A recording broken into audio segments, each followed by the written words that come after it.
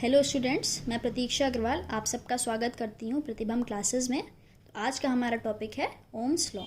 ठीक है, Ohm's law को जानने से पहले हम कुछ चीज़ें पहले जान लेते हैं, जैसे कि वोल्टेज और करंट। तो वोल्टेज क्या होता है मैं आपको रफ में बता रही हूँ।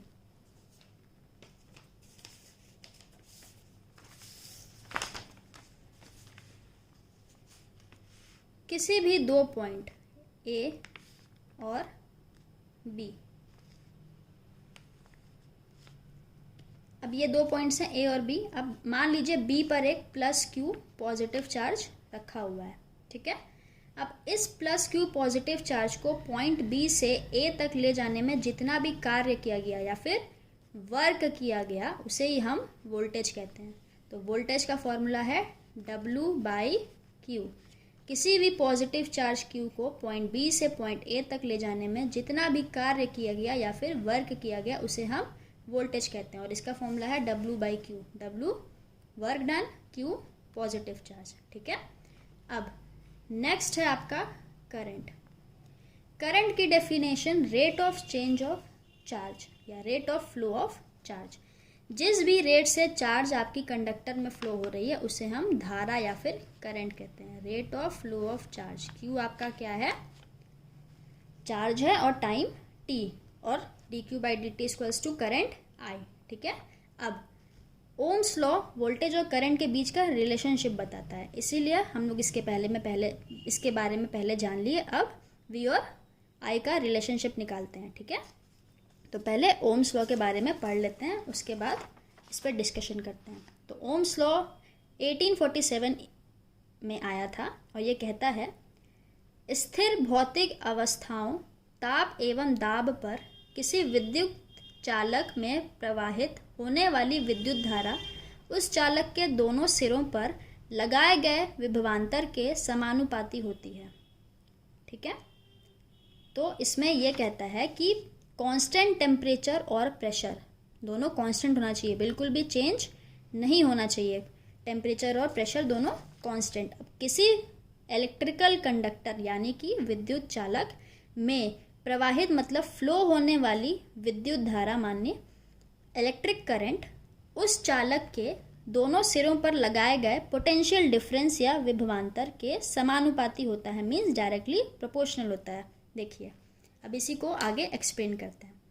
यदि किसी विद्युत चालक के दोनों सिरों के मध्य V वोल्ट वोल्टेज हो तथा उस चालक में प्रवाहित धारा I एम्पियर हो तो ओम के नियमानुसार I जो है वो डायरेक्टली प्रोपोर्शनल टू V है। यही अभी हमने ऊपर डिस्कस किया था, I directly proportional to V। देखिए लिखा है, विद्युत चालक के प्रवाहित होने वाली विद्युत धारा उस चालक के दोनों सिरों पर लगाए गए विभवांतर के समानुपाती होती है। अब देखिए V वोल्टेज दिया गया है हमें इस लेंथ कंडक्टर के लिए, I करंट फ्लो हो रही है, तो रेजिस्टेंस R। अब इस रेजिस्टेंस के बारे में हम आगे देखते हैं। ठीक है, ये रेजिस्टेंस को हिंदी में प्रतिरोध कहते हैं। ये कितना अपोज कर रहा है I को फ्लो होने में इस कंडक्टर में। ठीक है, तो I directly proportional to V, I equals to V/R।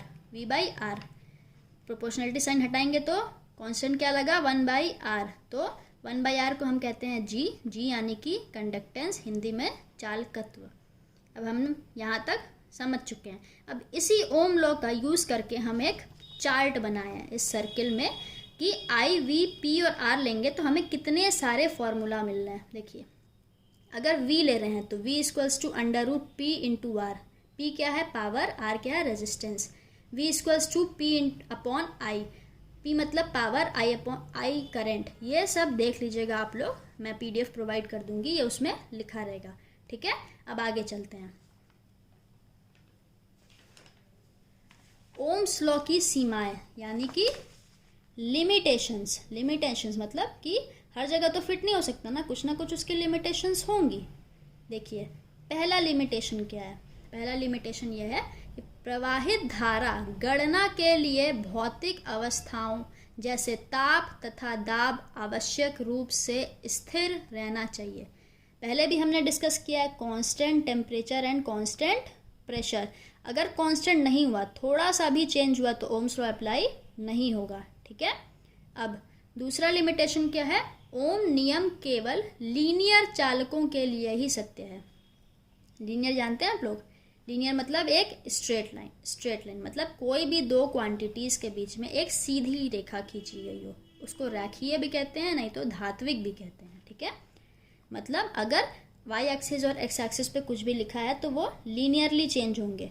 तो ओम का नियम जो है वो सिर्फ और सिर्फ लीनियर एलिमेंट्स के लिए है, जैसे कि रेजिस्टेंस हो गया, कैपेसिटेंस हो गया, बट कुछ हद तक इंडक्टेंस सैचुरेशन से पहले। ठीक है, और नॉन लीनियर जो है कर्व जैसा होता है, पैराबोला हो गया, हाइपरबोला हो गया, कैसा भी अगर स्ट्रेट लाइन ना हो तो नॉन लीनियर के लिए ओम का नियम अप्लाई नहीं होता है, जैसे कि डायोड हो गया।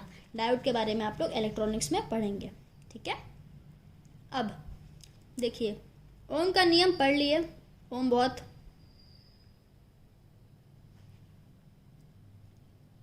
ओम ने एक बहुत ही अच्छा नियम निकाला है, जिसकी वजह से हम अपने इक्वेशंस या फिर अपने क्वेश्चंस को आराम से सॉल्व कर सकते हैं। अपने सर्किट्स में अगर रेजिस्टेंस दिया हुआ है तो या और वोल्टेज दिया हुआ है तो करंट निकाल सकते हैं, करंट और वोल्टेज दिया हुआ है तो रेजिस्टेंस निकाल सकते हैं। मतलब हम लोग ऐसे आराम से अपने क्वेश्चंस को ईजिली सॉल्व कर सकते हैं। तो एक एग्जाम्पल मैं दे रही हूँ। ठीक है, इसमें क्या लिखा है, एक बल्ब जिसका रेजिस्टेंस 1 ओम है और वो 10 वोल्ट की बैटरी से जुड़ा है।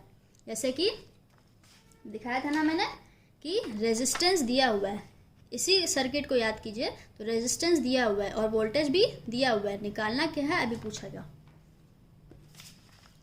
रेजिस्टेंस कितना दिया हुआ है, 1 ओम, वोल्टेज कितना हुआ है, 10 ओम। अब बताइए ओम्स लॉ क्या कहते हैं, I equals to V by R, या फिर V equals to I R, I equals to V by R या V equals to I R. तो V equals to I R लिखा, फिर I equals to V by R लिखा। V की value क्या दी हुई है, 10 वोल्ट, और रेजिस्टेंस की वैल्यू 1 ओम। तो कितना एम्पियर आ गया, 10/1 इक्वल्स टू 10 एम्पियर। यह देखिए यहाँ पे आंसर लिखा हुआ है 10 एम्पियर। ठीक है, अब अगले क्वेश्चन पे चलते हैं हम लोग। मैंने एक सर्कुलर चार्ट दिखाया था, ये देखिए, इसमें सारे फॉर्मूला लिखे हुए हैं। अब इसी में से एक फॉर्मूला में एक एग्जाम्पल। ठीक है, देखिए ये, यदि एक रेजिस्टेंस किसी ऊर्जा का क्षय 750 वॉट की दर से करता है तो रेजिस्टेंस की वैल्यू ज्ञात कीजिए यदि उसकी टर्मिनल वोल्टता 2000 वोल्ट है। देखिए P equals to 750 watt, P equals to 750 watt, V कितना दिया है, 2000 वोल्ट। अब इसका ये कहने का मतलब है, मैंने बताया ना रेजिस्टेंस अपोज करता है। रेजिस्टेंस क्या करता है, अपोज करता है। तो ये एनर्जी को घटा रहा है, और किस पावर से, 750 वॉट के पावर से की दर से घटा रहा है। तो रेजिस्टेंस की वैल्यू हमें ज्ञात करनी है कि क्या वैल्यू है रेजिस्टेंस की जो इतना तेजी से घट रहा है एनर्जी। तो P की वैल्यू 750 वॉट, V की वैल्यू 2000 वोल्ट, और फॉर्मूला देखिए। अब इसमें से ढूंढिए कौन सा फॉर्मूला है।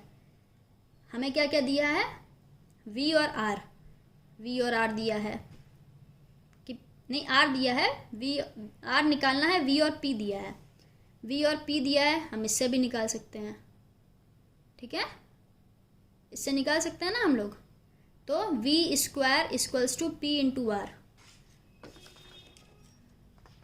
P equals to V square by R, R equals to V square by P। Value put किए तो R की वैल्यू क्या आ गई, 5333.33 ओम। R की वैल्यू आ गई 5333.33 ओम। ऐसे ही बाकी सारे फॉर्मूलाज पे भी आप लोग क्वेश्चन सॉल्व कर सकते हैं। होप्स तो आप लोगों को वीडियो अच्छी लगी हो। Thank you.